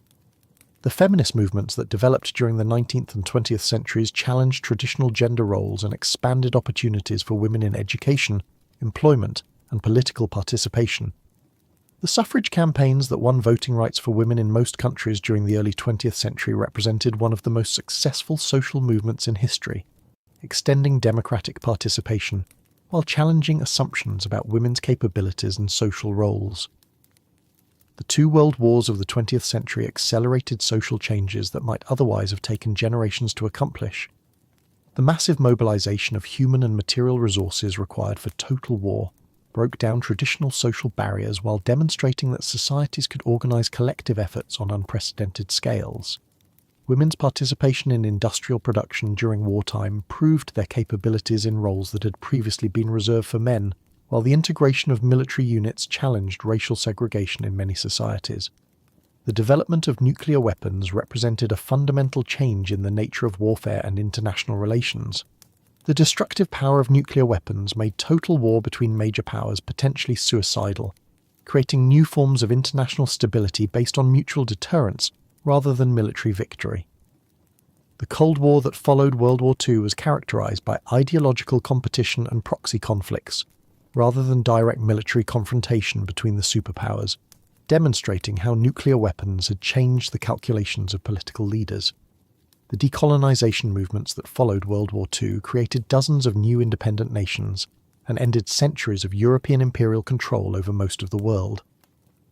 The success of independence movements in India, Africa, and Southeast Asia inspired liberation movements elsewhere, while challenging racist ideologies that had justified imperial rule. The emergence of the non-aligned movement during the Cold War demonstrated that newly independent nations could pursue foreign policies that were independent of both American and Soviet influence. The development of international organizations and legal institutions after World War II created new mechanisms for managing global problems that transcended national boundaries. The United Nations, the World Bank, the International Monetary Fund, and other international organizations provided forums for diplomatic negotiations while establishing principles of international law that limited state sovereignty in favor of human rights and global cooperation. The environmental movement that emerged during the 1960s and 1970s created new awareness of humanity's impact on natural systems and the need for sustainable development that could meet human needs without destroying the environmental foundations of civilization. The concept of climate change caused by human activities represented a new type of global challenge that required unprecedented levels of international cooperation to address effectively. The computer revolution that began in the mid-20th century created new possibilities for information processing, communication, and economic organization that continues to transform every aspect of human society. The development of the internet created the first truly global communication system, enabling instantaneous contact between people anywhere in the world while making vast amounts of information freely available to anyone with access to digital technology.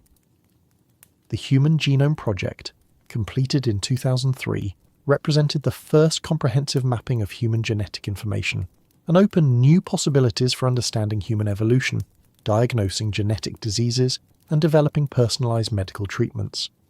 The ability to read and potentially modify genetic information represents a new form of technological power that raises profound questions about the future direction of human evolution and the ethics of genetic enhancement.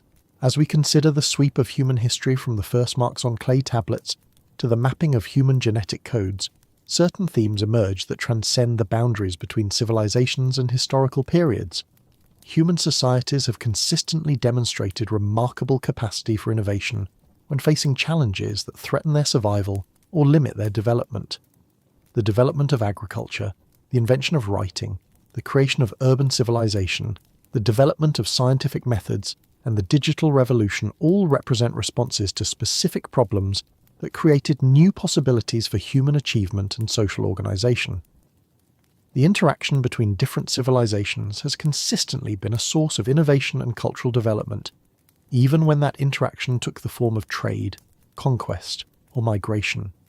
The Silk Road, the expansion of Islam, the Mongol Empire, European colonialism, and contemporary globalization all created opportunities for cultural exchange that enriched all the societies involved, even when the immediate effects were disruptive or destructive. The development of increasingly sophisticated forms of social organization has enabled human societies to coordinate collective efforts on ever larger scales, while managing the complex relationships necessary for effective cooperation among diverse groups of people. The evolution from tribal societies to city-states to empires to nation-states to international organizations represents a gradual expansion of human capacity for collective action that has enabled achievements that would have been impossible for isolated individuals or small groups. The preservation and transmission of knowledge across generations has been crucial for cumulative cultural development that allows each generation to build on the achievements of their predecessors. The development of writing systems, educational institutions, libraries, and digital archives all represent attempts to preserve human knowledge and make it available to future generations who can use it as the foundation for further innovations and discoveries. The story of human civilization is ultimately the story of creative responses to challenges, successful adaptation to changing circumstances, and the gradual expansion of human capabilities through cooperative effort and accumulated knowledge. Each civilization we have explored, from ancient Mesopotamia to contemporary global society, has contributed unique innovations and perspectives that have enriched the common heritage of human achievement. As we face contemporary challenges that include climate change, technological disruption, global inequality, and the need to manage complex global systems, the lessons of history suggest both the possibility and the necessity of cooperative solutions that transcend traditional boundaries. The accumulated experience of 5,000 years of human civilization provides both inspiration for what human cooperation can accomplish and practical guidance for addressing problems that require collective action on a global scale. The clay tablet that began our journey represented one person's decision to preserve information that would be useful to others. That simple act initiated a process of knowledge accumulation and cultural development that has continued for 50 centuries and shows no signs of ending. Each of us participates in this continuing process through the choices we make, the knowledge we preserve and transmit, and the ways we choose to interact with others. The story of human civilization continues to unfold, and we are all its authors. The choices we make today will determine whether future generations look back on our era as a time when humanity successfully addressed global challenges through cooperation and innovation, or as a time when the accumulated achievements of 5,000 years were lost due to our inability to work together for common purposes. As you close your eyes and let these 5 millennia of human achievement wash over you like waves on an ancient shore, perhaps you can feel your connection to this vast tapestry of human experience. You are part of this continuing story, contributing in your own way to the great human project that began with simple marks in clay and continues with every choice you make to preserve, extend, and improve the civilization that previous generations have created and entrusted to our care. Time becomes meaningless in this long perspective, where the rise and fall of empires are like the changing of seasons, where the great achievements of human creativity are like flowers that bloom across the centuries, and where each individual life is like a single thread in a tapestry so vast and beautiful that no single person can see its full pattern. Rest now and dream of the countless generations who have contributed to this remarkable human story, knowing that you too are part of something infinitely larger and more beautiful than any individual life, yet something that depends entirely on the accumulated choices of individuals like yourself who choose to preserve and extend the great gift of human civilization. Sweet dreams, and remember that history is not something that happened to other people in distant times. History is the continuing story of which you are a part, and which continues to unfold with every breath you take, every choice you make, and every moment of your own brief but irreplaceable part in this magnificent human adventure. But let us linger a bit longer in this vast ocean of human experience, drifting through currents of knowledge and innovation that have flowed between civilizations like underground rivers, surfacing here and there in moments of brilliant discovery that illuminate the darkness of ignorance and fear. There are still so many stories to tell, so many achievements to marvel at, so many examples of human ingenuity that deserve their moment in our collective memory. Consider the libraries and centres of learning that have served as the guardians of human knowledge throughout history, preserving the accumulated wisdom of generations while fostering new discoveries that push the boundaries of human understanding. The Library of Alexandria, though it has captured the popular imagination as the greatest repository of ancient learning, was just one of many such institutions that dotted the ancient world like stars in an intellectual constellation.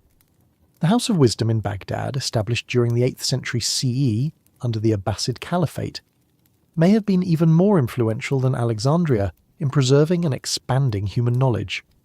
Here, scholars from diverse backgrounds, Muslims, Christians, Jews and Zoroastrians, worked together to translate Greek, Persian, Indian and Chinese texts into Arabic, while conducting original research in mathematics, astronomy, medicine and philosophy that would influence European thought for centuries.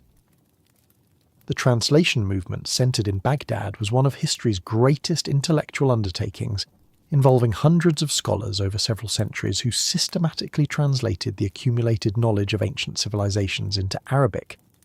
These weren't simple linguistic exercises, but creative acts of interpretation that often improved upon original texts while making them accessible to new audiences. The Arabic translations of Aristotle, Ptolemy, Galen, and other classical authors were often superior to the original Greek texts, incorporating corrections, commentaries, and additional material that enhanced their value for future scholars. The scholars of Baghdad weren't content merely to preserve ancient learning. They extended and transformed it through original research that represented some of the most significant intellectual achievements in human history. Al-Khwarizmi developed algebraic methods that gave mathematics its name and revolutionized mathematical thinking. Al-Razi made medical discoveries that wouldn't be matched in Europe for centuries. Ibn al-Haytham developed experimental methods that established the foundations of modern science. These weren't isolated geniuses, but part of a systematic intellectual culture that valued learning, supported research, and rewarded innovation. The medical schools of the Islamic world produced knowledge and techniques that saved countless lives, while establishing principles of medical ethics and practice that continue to influence healthcare today. The hospital system developed in medieval Islamic cities was far more sophisticated than anything available in contemporary Europe, featuring specialized wards for different types of patients, trained nurses and physicians, pharmaceutical laboratories, and medical libraries that supported both patient care and medical education. Al-Razi's treatise on smallpox and measles was the first accurate clinical description of these diseases and provided treatment methods that remained standard medical practice for centuries. Ibn Sina's Canon of Medicine became one of the most influential medical texts ever written, serving as the primary medical textbook in both Islamic and European universities for over 500 years. These works combined careful clinical observation with theoretical understanding in ways that established medicine as a scientific discipline based on empirical evidence rather than traditional authority. The mathematical innovations developed in the Islamic world transformed human understanding of numbers, space, and logical relationships. The introduction of Hindu-Arabic numerals to the Mediterranean world through Islamic mathematical texts made complex calculations possible for the first time, enabling advances in commerce, engineering, and scientific research that would have been impossible using Roman numerals or other traditional systems. The development of algebra as a systematic mathematical method allowed mathematicians to solve problems that had previously been impossible to address, while trigonometry provided new tools for understanding spatial relationships that were essential for navigation, astronomy, and architecture. The decimal system, the concept of zero as a number rather than merely an absence, and the development of advanced geometric methods all emerged from the creative synthesis of Greek, Indian, and Islamic mathematical traditions. The astronomical observations conducted in Islamic observatories achieved levels of accuracy that wouldn't be exceeded until the development of telescopic astronomy in the 17th century. The Almagest of Ptolemy was refined and corrected through careful observations that extended over centuries, while new astronomical instruments were developed that allowed more precise measurements of celestial movements. Islamic astronomers calculated the length of the solar year, measured the Earth's circumference, and developed mathematical models of planetary motion that influenced European astronomy through the work of Copernicus and Kepler.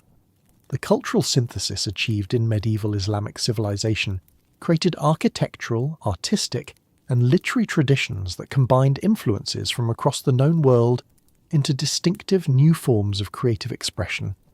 Islamic architecture developed structural innovations like pointed arches, ribbed vaults, and geometric decoration that influenced building traditions from Spain to India, while creating some of the world's most beautiful and technically sophisticated monuments. The Alhambra in Granada represents the pinnacle of Islamic architectural achievement in Western Europe, combining mathematical precision with artistic beauty in ways that continue to inspire architects and mathematicians today. The complex geometric patterns that decorate Islamic buildings aren't merely ornamental but reflect sophisticated understanding of mathematical relationships and spatial harmony that demonstrates the integration of scientific and artistic thinking in Islamic culture. Islamic literature produced works of remarkable creativity and emotional depth that explored themes of love, loss, spiritual quest, and human relationships with subtlety and psychological insight that rivals the best modern literature. The poetry of Rumi, Omar Khayyam, and Hafez continues to find new audiences in contemporary translations, while narrative works like the Arabian Nights influenced European literature and continue to enchant readers around the world.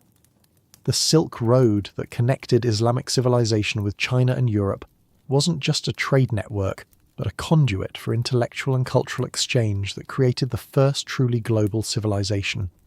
Ideas, technologies, and artistic styles travelled along these routes as readily as silk and spices, creating hybrid cultures that combined elements from different traditions in creative new ways.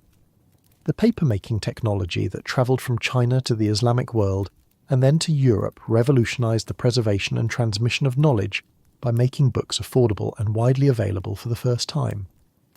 The printing revolution that transformed European society in the 15th century was built on paper-making techniques that had been developed in China over 1,000 years earlier and transmitted westward through Islamic intermediaries. The compass, gunpowder, and other Chinese inventions that would transform European civilization were transmitted through similar processes of cultural exchange that demonstrate how technological innovation has always been a collaborative human enterprise transcending political and cultural boundaries. The stirrup, which revolutionized cavalry warfare and contributed to the development of European feudalism, was invented in China and transmitted westward through Central Asian nomadic peoples. The cultivation and preparation of tea, coffee, sugar, and spices created global trade networks that connected diverse societies while transforming daily life in countless communities. The morning cup of coffee that energizes millions of people today represents the culmination of centuries of agricultural innovation, trade network development, and cultural adaptation that began with Ethiopian goat herders and expanded through Islamic civilization to eventually encompass the entire world. The development of banking and credit systems in medieval Italian cities created financial instruments and commercial practices that made large-scale international trade possible, while supporting the artistic and intellectual achievements of the Renaissance. The Medici Bank and other financial institutions developed during the 14th and 15th centuries created new forms of economic organization that enabled merchants to coordinate commercial activities across vast distances while managing the risks associated with long-distance trade. The double-entry bookkeeping system developed in medieval Italy provided new methods for tracking financial transactions and managing commercial relationships that made modern accounting and business administration possible. These innovations weren't just technical improvements, but represented new ways of thinking about economic relationships, financial planning, and commercial organization that transformed European society and eventually influenced economic development throughout the world. The Renaissance workshops that produced some of history's greatest artistic masterpieces were also centers of technological innovation that developed new techniques in metallurgy, chemistry, optics, and engineering. Leonardo da Vinci's notebooks reveal a mind that moved seamlessly between artistic creation and scientific investigation, developing new pigments and painting techniques while designing machines and conducting anatomical research that advanced human understanding of both art and science. The artistic techniques developed during the Renaissance, linear perspective, chiaroscuro, sfumato, and others, weren't just aesthetic innovations but represented new ways of seeing and representing the natural world that influenced scientific illustration, technical drawing, and visual communication methods that remain important today. The careful observation of human anatomy required for realistic artistic representation contributed to medical knowledge, while the mathematical principles underlying perspective drawing influenced architectural and engineering practices. The exploration voyages that connected Europe with the Americas, Asia, and Africa were made possible by navigational innovations that combined Islamic astronomical knowledge, Chinese magnetic compass technology, Mediterranean cartographic traditions, and Atlantic seamanship in new synthetic approaches to oceanic navigation. The Portolan charts used by medieval Mediterranean navigators, the star charts developed by Islamic astronomers, and the sailing techniques developed by Atlantic island peoples all contributed to the navigational knowledge that enabled global exploration. The encounter between European and American civilizations produced biological exchanges that transformed global agriculture and nutrition in ways that supported massive population growth and cultural development on every inhabited continent. The Columbian Exchange, the transfer of plants, animals, and diseases between the Old and New Worlds, represents one of the most significant ecological events in human history, comparable in its effects to the development of agriculture itself. American crops like corn, potatoes, tomatoes, and beans became staple foods in European, Asian, and African diets, supporting population growth and economic development, while providing nutritional security that reduced the impact of harvest failures and famines. European wheat, rice, and livestock became equally important in American diets, while Old World diseases devastated American populations that lacked immunological resistance to epidemic diseases. The sugar plantations established in the Americas created new forms of agricultural and industrial organization that combined intensive cultivation with processing operations in ways that prefigured later industrial development. The complex logistics required to coordinate planting, harvesting, processing, and shipping operations demonstrated organizational capabilities that would later be applied to textile manufacturing, iron production, and other industrial enterprises. The African civilizations that supplied captives for the Atlantic slave trade were themselves sophisticated societies with complex political systems, advanced metallurgy, and artistic traditions that influenced American cultural development, despite the horrific conditions of enslavement. The ironworking traditions of West Africa, the textile arts of various African societies, and the musical and oral traditions of enslaved peoples all contributed to the cultural synthesis that created distinctive African American communities throughout the Americas. The resistance traditions developed by enslaved communities created new forms of cultural expression and political organization that influenced liberation movements throughout the world. The spirituals, work songs, and folk tales created in slave communities preserved African cultural elements while adapting to American conditions in ways that created new art forms that continue to influence global popular culture. The maroon communities established by escaped slaves in remote areas of the Americas created new societies that combined African political traditions with indigenous American knowledge of local environments and European military and economic techniques. These communities often maintained independence for generations, developing distinctive cultures that demonstrated the creative possibilities that emerged when people from different traditions were forced to cooperate for survival. The Industrial Revolution that began in the 18th century Europe was built on technological innovations, organizational methods, and raw materials that came from every part of the world. The cotton that supplied European textile mills was grown in America using African labor, while the iron ore, coal and other raw materials came from global sources that were connected by trade networks spanning multiple continents. The factory system that emerged during industrialization created new forms of work organization that concentrated production in specialized facilities while creating urban working-class communities that developed distinctive cultures and political institutions.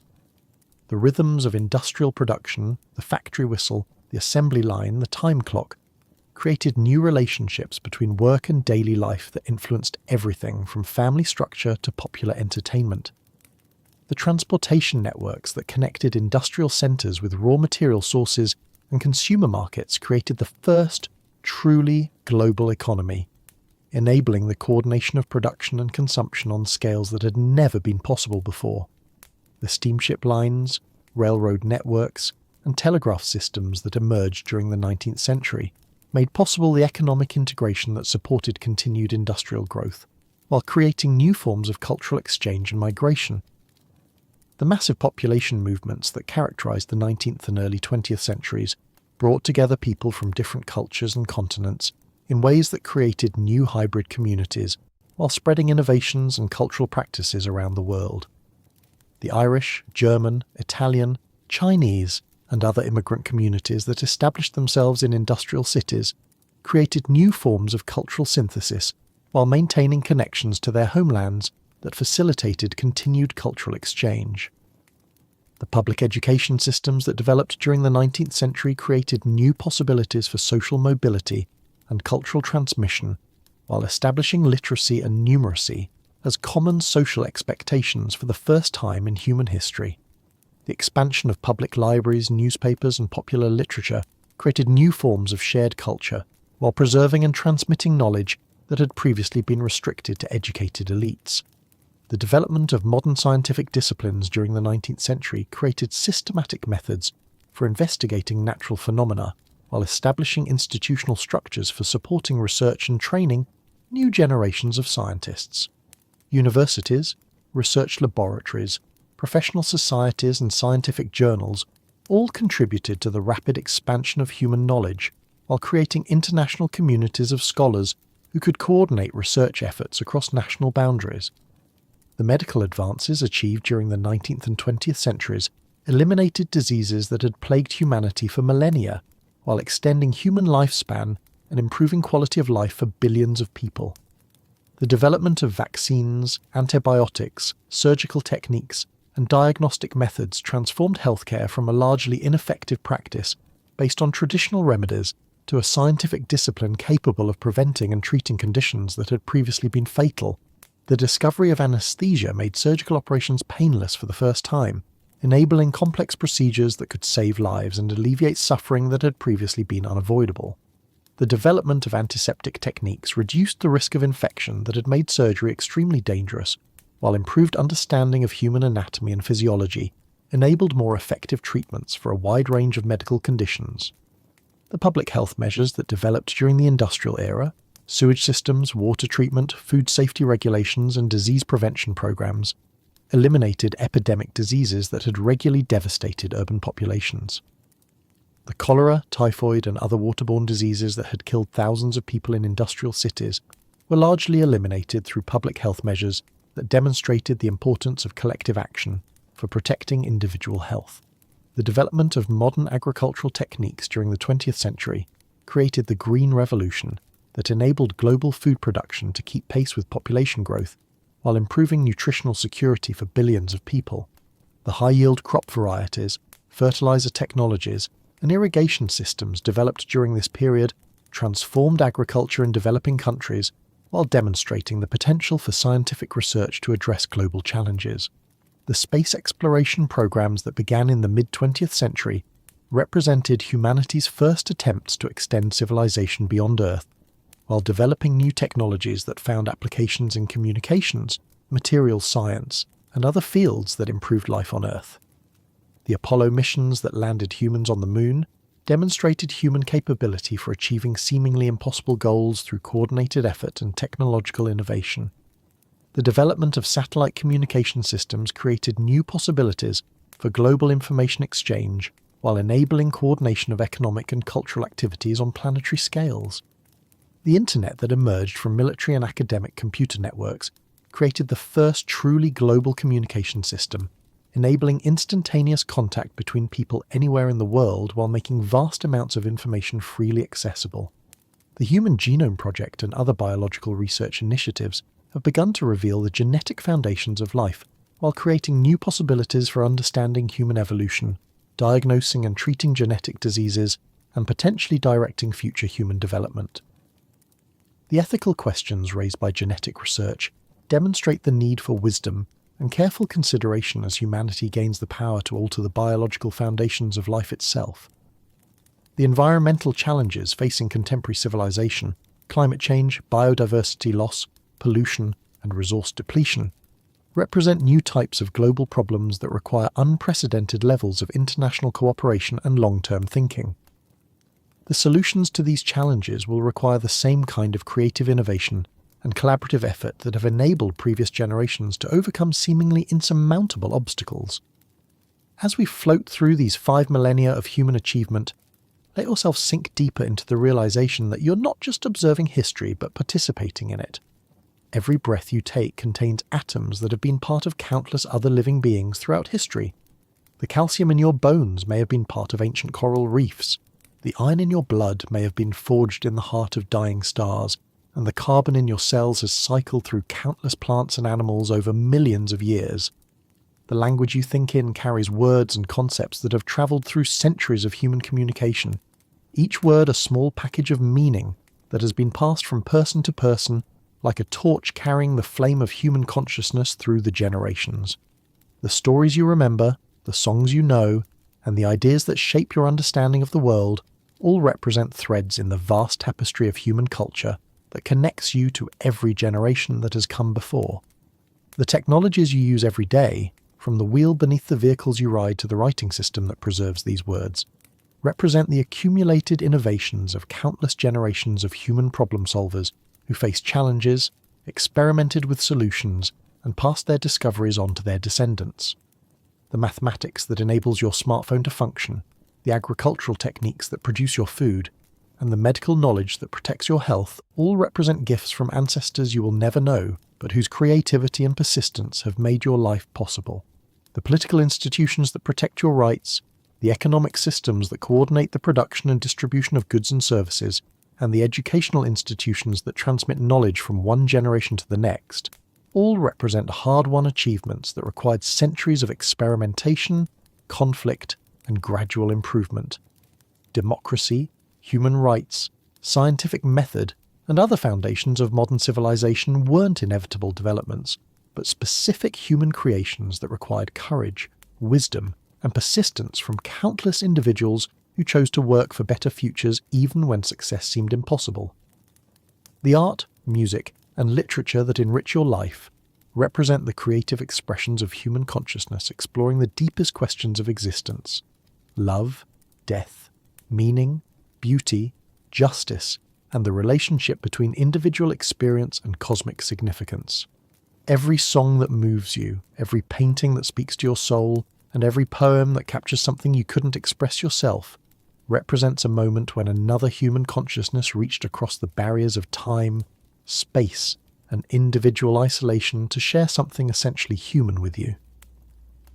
The scientific discoveries that have revealed the structure of the universe, the history of Earth, and the mechanisms of life all represent moments when human curiosity and creativity pushed back the boundaries of ignorance and fear to reveal new aspects of the magnificent cosmic story of which we are all part. From the ancient astronomers who first recognized patterns in the movement of celestial bodies to the modern physicists who have revealed the quantum foundations of reality, each generation of scientists has added to our understanding of our place in the universe. The foods you enjoy represent a global heritage of agricultural innovation and culinary creativity that spans millennia and continents. The bread on your table carries within it the genetic heritage of wild grasses that were first domesticated in the Middle East 10,000 years ago. The spices that flavour your meals travelled along ancient trade routes that connected civilizations across vast distances, while the cooking techniques that transform raw ingredients into nourishing and delicious meals represent countless generations of experimentation and cultural exchange.